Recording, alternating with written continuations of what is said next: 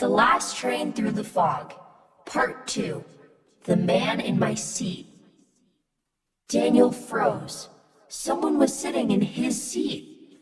Someone wearing his jacket. Someone with his face. The figure slowly looked up. Its eyes were completely black. A grin spread across its face. "Hello, Daniel." The voice sounded exactly like his own. The passengers immediately stood up, every single one of them, at the same time. The train lights flickered. The old woman grabbed Daniel's arm. "Don't answer it." The thing smiled wider. "Why are you afraid of me?" Daniel stepped backward. "What are you?" The creature laughed. "I am you." Suddenly, the train entered another tunnel. Darkness swallowed everything. For several seconds, Daniel couldn't see anything. Then emergency lights turned on. Red. Blood red. The creature was gone. Its seat was empty. The passenger slowly sat back down, as if nothing had happened. Daniel's heart was racing. "What was that?" he whispered.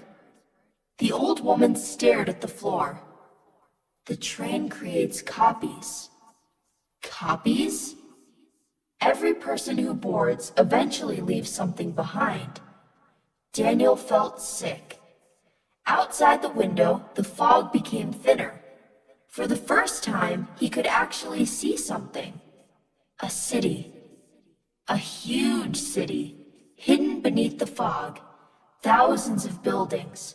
Dark streets, broken lights, and people, thousands of people, standing completely still, looking up at the train, watching, waiting. The old woman saw Daniel staring. "You don't want to go there." "What is that place?" "The Forgotten City." Daniel swallowed. What happened to them? The old woman didn't answer, because she didn't need to. One of the figures below slowly lifted its head. Its face looked melted. Its eyes were missing. Daniel immediately looked away. The train continued moving. Minutes passed. Then the speakers suddenly crackled. For the first time since boarding the train, a voice spoke. "Passengers arriving at Hollow Station, prepare to leave." The entire carriage became silent. A young man began crying. A woman started praying. The old woman looked terrified. "What is Hollow Station?" Nobody answered. The train slowed. Outside appeared another station, much worse than the previous one. The platform was covered in fog.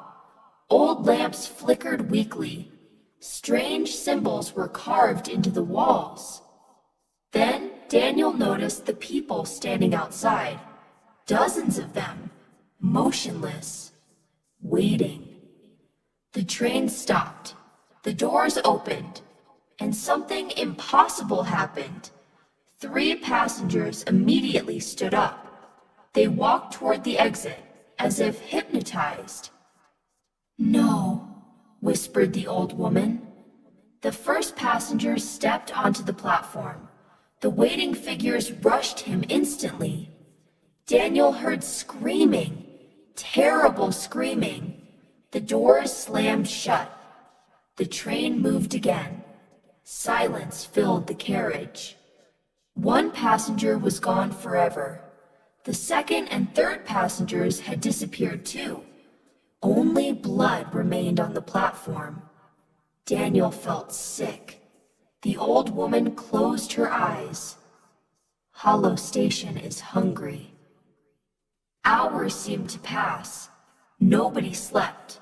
Nobody spoke. The train traveled deeper into the darkness. Then the lights went out completely. A terrible sound echoed from the roof. Scrape!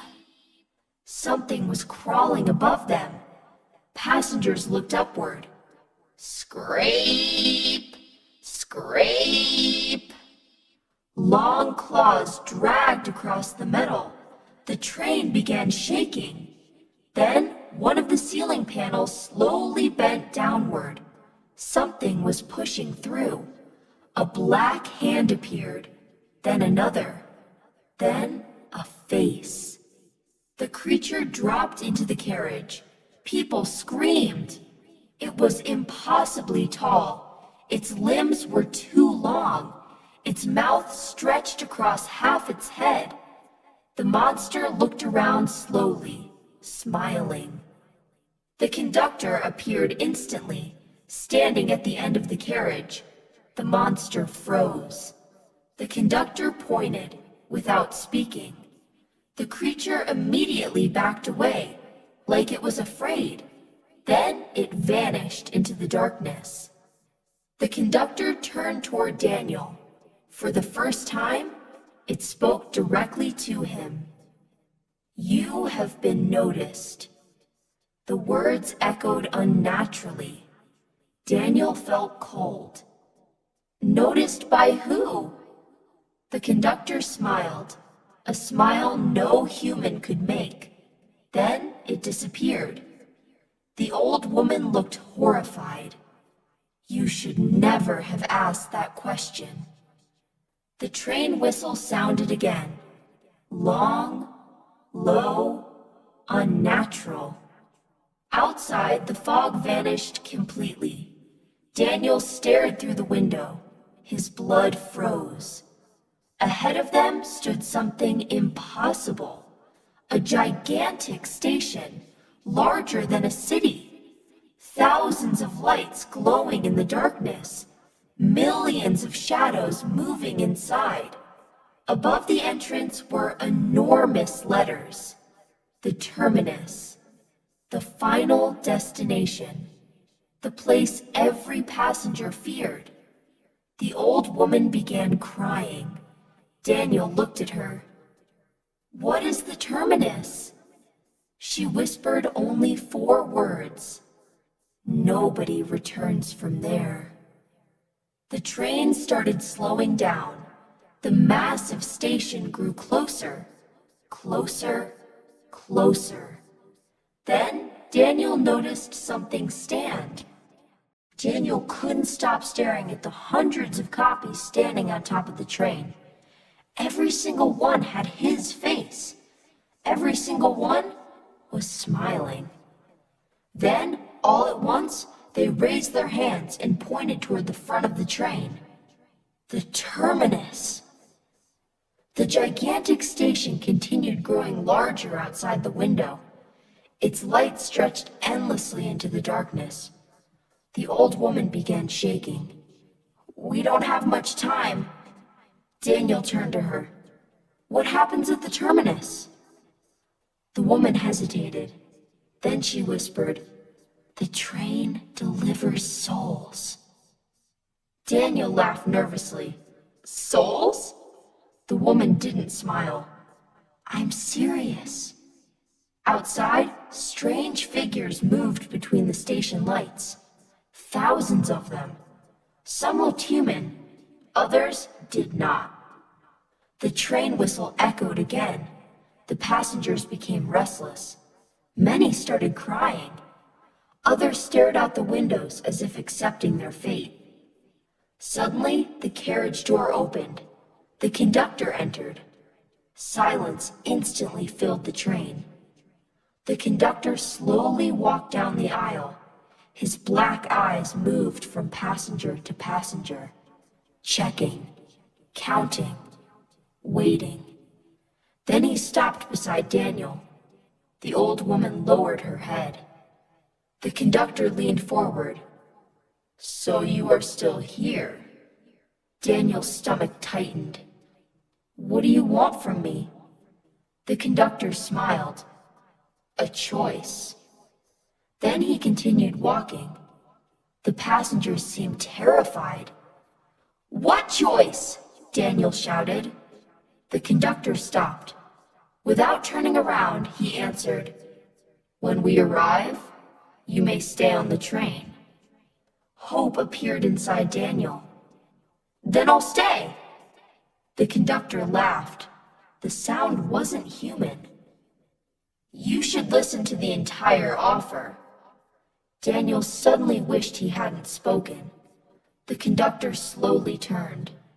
"If you stay, another passenger must take your place." Silence. The old woman closed her eyes. Daniel understood immediately. Someone else would have to be sacrificed. The conductor nodded, as if reading his thoughts. "Exactly." Then he disappeared into the next carriage. The old woman grabbed Daniel's arm. "Don't trust him." "But I can survive." "No." Her voice trembled. "Nobody survives." Outside the station was now only minutes away. The passengers began standing one by one. The train lights flickered violently. The copies on the roof started running. Hundreds of footsteps echoed above them. Bang! Bang! Bang! Something slammed against the roof. Passengers screamed. The windows cracked. One of Daniel's copies suddenly appeared outside his window.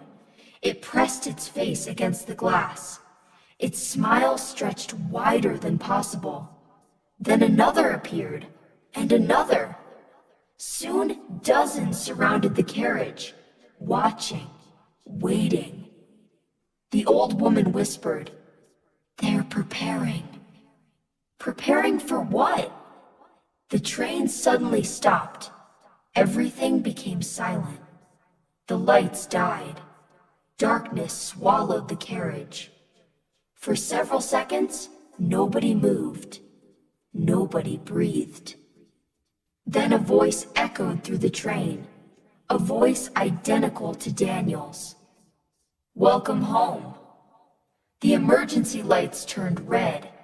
Daniel looked outside. The terminus stood directly before them. The station doors were opening, and something enormous was beginning to crawl out. To be continued.